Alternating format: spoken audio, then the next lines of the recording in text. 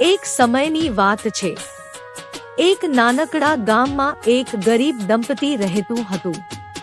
તેઓ ખૂબ ભક્તિભાવવાળા હતા, પરંતુ એક મોટું દુઃખ હતું, તેમને સંતાન નહોતું.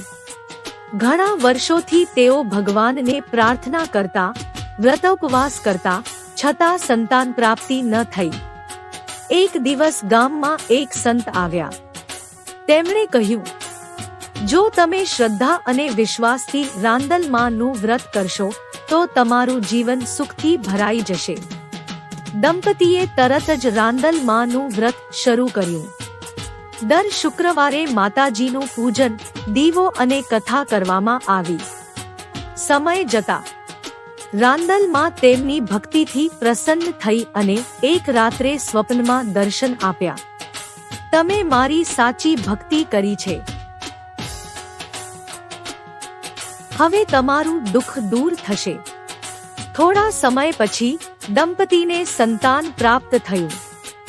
ઘરમાં ખુશીઓ છવાઈ ગઈ અને ગામમાં આ ચમત્કારની વાત ફેલાઈ ગઈ. ત્યારથી લોકો રાંદલ માની ભક્તિ કરવા લાગ્યા. માન્યતા છે કે રાંદલ માં સંતાન, સુખ અને સમૃદ્ધિ આપનાર દેવી છે. જે કોઈ શ્રદ્ધા અને ભક્તિથી માતાજીનું વ્રત કરે, તેના બધા દુઃખ દૂર થાય છે. શીખ: સાચી ભક્તિ ક્યારેય વ્યર્થ નથી જતી. માતાજી પર વિશ્વાસ રાખવાથી જીવનમાં સુખ શાંતિ મળે છે.